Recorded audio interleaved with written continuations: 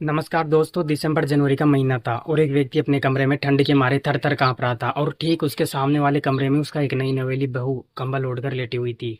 उसके बाद जब बहू का नजर अपने ससुर जी पर पड़ता है तो दोस्तों उसको अपने ससुर जी की जो है ये हालत देखी नहीं जाती है और अंत में वह अपने ससुर जी को कहती है कि कंबल एक ही है और हम दो लोग हैं, इसलिए आप मेरे कंबल में आकर घुस जाइए। उसके बाद दोस्तों जो ससुर जी है वह अपनी नई नवेली बहू के कंबल में आकर घुस जाते हैं। फिर दोस्तों उसके बाद वह क्या करते हैं, यदि आप लोगों को इस कहानी के बारे में घटनाक्रम के बारे में जानना है तो आप मेरे साथ बने रहिए।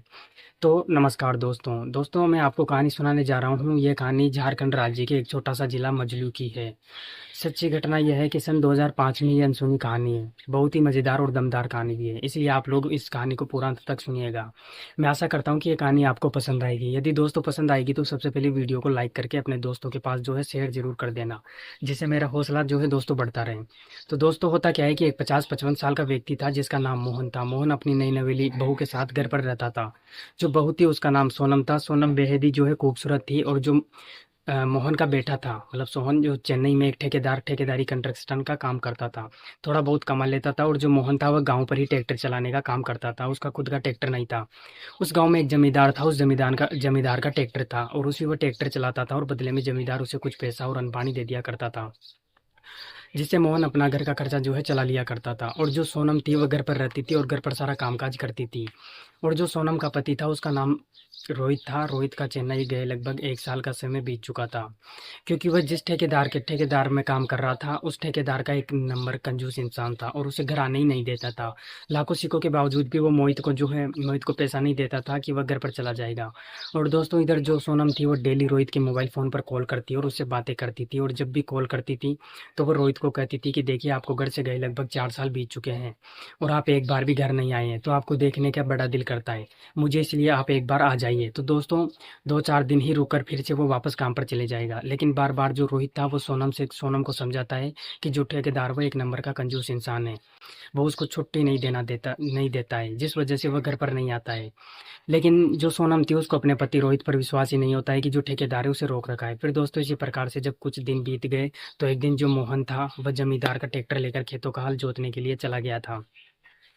जनवरी का महीना था, ठंड बहुत तेज पड़ रही होती है। उसी दौरान मोहन को ठंड लग जाती है। उसके बाद जब वो शाम को घर पर आता है और जब सोनम को अपने ससुर को खाना देने के लिए जाती है तो मोहन जो है खाना खाने से मना कर देता है। कहता है कि आज मेरी तबीयत कुछ ठीक नहीं है, इसलिए मैं खाना जो है आज नहीं खाऊंगा, और इतना कहकर अपने कमरे में जाकर लेट जाता है। सोनम थी, उसकी शादी का महज 1-2 साल ही हुआ था, जिस वजह से वो अपने ससुर को जो है कुछ बोल नहीं पाई। सोची कि यदि उनको बोलूंगी तो सोचेंगे कि मुझसे जुबान लड़ा रही है, जिस वजह से जो है बेचारी वह सहम गई थी। चुपचाप जो कुछ भी थोड़ा बहुत उसे खाना पीना था वो खा पी कर वो अपने कमरे में जाकर कंबल में ओढ़कर सो गई। दोस्तों उनके पास एक ही कंबल था और जो मोहन था वह बेखूबी जानता था कि उसके घर में कंबल नहीं है, और वह भी कंबल में जो सोनम थी उसके मायके वाले दिए थे, जो डगा होता है शादी के बाद, उसी कंबल को वो ओढ़कर अपना सोई हुई थी। और जो मोहन था वो इसी तरह से चारपाई पर लेटा हुआ था, क्योंकि घर पर ओढ़ने के लिए कोई व्यवस्था नहीं थी। और दोस्तों जो सोनम थी उसका मन हमेशा उदास रहता था अपने पति को लेकर, क्योंकि दोस्तों जो अभी नई नई शादी हुआ था और शादी के महज 1 महीने के बाद ही जो है रोहित कमाने के लिए मुंबई चला गया था, जिस वजह से दोस्तों सोनम की सारी इच्छाएं और ख्वाहिशें अधूरी थी। वह भी ढंग से जो है पूरा नहीं हो पाया था, जिस वजह से दोस्तों वो अपने पति रोहित को जो है बार बार कॉल करके उसे घर पर बुलाती थी। लेकिन बेचारा वह भी जो है ठेकेदारी में फंस चुका था। घर पर ही आने का कोई नाम निशान चांस ही नहीं था। दोस्तों उसके बाद सोनम कंबल ओढ़ कर लेट जाती है और जब आधी रात होती है तो दोस्तों अचानक से जो मोहन था वो सर्दी से के मारे थर थर कांपने लगता है। तब तक जो सोनम कंबल ओढ़ कर लेटी हुई थी उसके कांपने की आवाज सुनाई देती है, तो दोस्तों अपना सर कंबल के अंदर से निकालकर अपने ससुर मोहन के कमरे की ओर देखती है। दोस्तों वह देखती है कि अपना ससुर की हालत देखकर दंग रह जाती है। दोस्तों जो सोनम का कमरा था वह ठीक है, मोहन के कमरे के सामने ही था और दोनों कमरे का जो है दरवाजा खुला हुआ था, जिस वजह से दोस्तों मोहन की नज़र पड़ जाती है। उसके बाद दोस्तों जब सोनम को जो है ससुर मोहन की दशा देखी नहीं जाती तो वो मोहन को कहती है कि ससुर जी, ठंड काफ़ी तेज है और कंबल एक ही है और मैं देख रही हूँ कि आप ठंड के मारे मर जाइएगा, इसलिए बेहतर होगा कि आप मेरे कंबल में आकर घुस जाइए। उसके बाद दोस्तों जो मोहन था वो सोनम से कहने लगता है कि नहीं बहू, अभी जो है तुम्हारी नई नई शादी हुई है, यदि मैं तुम्हारे कंबल में घुस जाऊंगा तो हो सकता है कि तुमसे रहा नहीं जाएगा, इसलिए मैं यहीं पर ठीक हूँ, चाहे मेरे साथ कुछ भी हो जाए। उसके बाद दोस्तों जो सोनम थी वो बार बार जो है अपने ससुर जी को रिएक्ट कर रही थी कि आप जो है जाइएगा मत, मेरी बात सुन लीजिए, सो जाने में क्या बुराई है, एक ही कंबल है, इसमें क्या हो जाएगा, नहीं तो आपकी ठंडी लग जाएगी और आपका तबीयत जो है सीरियस खराब भी हो सकता है। घर में पैसा कौड़ी भी नहीं है। फिर दोस्तों उसके बाद जब वो अपने ससुर को इस तरह से जो है बहला फुसला कर जो है मनाकर अपने कंबल के अंदर घुसा लेती है, तो उसके बाद दोस्तों जब मोहन अपनी नई नवेली बहू के साथ कंबल के अंदर घुस जाता है, फिर दोस्तों जब थोड़ी देर तक सोता है, तब तक जो सोनम थी उसकी सारी इच्छाएं जागृत हो जाती है। जो सोनम थी वो लगभग 2 साल से अपने पति से अलग रह रही थी, जिस वजह से दोस्तों उसको रहा नहीं जाता। उसके बाद दोस्तों वो सोनम थी वो अपने ससुर की ओर मुंह करके जो है लेट जाती है।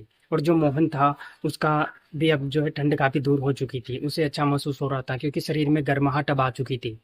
फिर दोस्तों उसके बाद दोनों एक दूसरे की ओर देखने लगते हैं और देखते ही देखते दोस्तों दोनों उसी कंबल में एक हो जाते हैं। फिर दोस्तों उसके बाद जो मोहन था वो अपनी नई नवेली बहू सोनम को जो है उसी कमरे में हिलाने लगता है। और दोस्तों हिलाता भी है तो इस कदर सोनम की सारी जरूरतें और इच्छाओं को एक क्षण में पूरा कर देता है। फिर दोस्तों उसके बाद जब सोनम एक बार अपने ससुर जी से जो है जरूरत पूरी कर लेती है, तो वो फिर दोबारा जो है बोलती है करने के लिए। तो जो मोहन था वो अपने बहू से बोलता है कि बहू तुम इतनी भी जल्दबाजी करोगी तो मुझे पता नहीं था। खैर जो है तुम्हारा मन में भी यही इच्छा थी तो मैं पूरी कर देता हूँ। उसके बाद दोस्तों जब दूसरी बार वो सोनम की इच्छा करता है, तो दोस्तों सोनम की हालत एकदम खराब हो जाती है, बहुत ज्यादा खराब हो जाती है। उसके बाद दोस्तों जब सुबह होते होते उसको एक अस्पताल में एडमिट कराना पड़ता है, क्योंकि दोस्तों जो सोनम थी वो एकदम अभी कोरा थी और उसका जो पति था उसका महज 5-7 दिन रहकर ही चला गया था काम पर। जिस वजह से जो सोनम थी अभी एकदम कोरा थी और उसी से संपर्क किसी मर्द या इंसान से हुआ नहीं था। पहली बार जो ससुर जी थे वो उम्र दराज थे, जिस वजह से उसका हालत अभी पंचर कर दिए थे। फिर दोस्तों इसको लेकर सोनम को लगभग हॉस्पिटल में 15 से 20 दिन तक एडमिट रहना पड़ा। उसके बाद जब वो पूरी अच्छी तरह से ठीक हो गई, तो वो मोहन उसको जो है अपने घर पर साथ लाया। तब तक जो सोनम का पति था रोहित, उसको भी पता चल गया कि जो सोनम है उसकी तबीयत खराब है, मतलब खराब हो चुकी है। तो वो ठेकेदार से कहकर सुनकर छुट्टी लेकर दोस्तों वो भी घर चला आया। जो भी कमाया था वो ठेकेदार के पास ही छोड़ कर आया था। उसके बाद जब वो घर आया तो अपनी पत्नी सोनम के पास गया और सोनम से पूछने लगा कि सोनम तुझे क्या हुआ। तो सोनम शर्म के मारे कुछ भी नहीं बताती है। वो अपने पिता के पास गया और पिता से पूछने लगा, तो जो मोहन था वह भी शर्म के मारे कुछ नहीं बताया। फिर दोस्तों इसी तरह से उसको एक साथ रहते हुए लगभग 2 या 3 दिन का समय बीत जाता है। फिर दोस्तों एक दिन रात के जो है समय में जो सोनम थी वह अपने ससुर के साथ हुए घटना के बारे में सब फूट फूट कर उसे रोने लगती है, उसको बताने लगती है। रोहित वह सोनम से पूछने लगा कि सोनम तू रो क्यों रही है, और वो पूरी बात जो है सोनम उसको बताती है। तो बात बताने के बाद उसने ससुर के साथ जो की थी, उसके बाद दोस्तों जब रोहित उन दोनों की बात सुनने लगता है, सोचने लगता है, तो वह एक घटना है, इत्तेफाक से गलती हो गया, वरना जो मेरे पिताजी है वो कभी भी अपनी बहू के साथ ऐसा काम नहीं करेंगे। फिर दोस्तों काफ़ी समझदार था। फिर उसके बाद वो अपने पिता के पास गया, तो जो मोहन था, मतलब वो अपने बेटे से बताया कि यह कोई जानबूझकर किया गया नहीं है, इत्तेफाक से संजोग जो है बस हो गया था, जिसके कारण हो गया, लेकिन आज के बाद नहीं होगा। इसलिए बेटा तुम जो है मुझे माफ़ कर दो। और जो पहले दिन ही तुम्हें नहीं बताया, लेकिन अब जो है इस बात का पर्दाफाश हो ही गया, तो इसे छुपाने के लिए जो है छुपाने वाली क्या बात है। फिर दोस्तों उसके बाद तीनों आपस में समझ कर जो है ज़िंदगी जीने लगते हैं। तो दोस्तों जो कहानी थी आज की यहीं तक थी।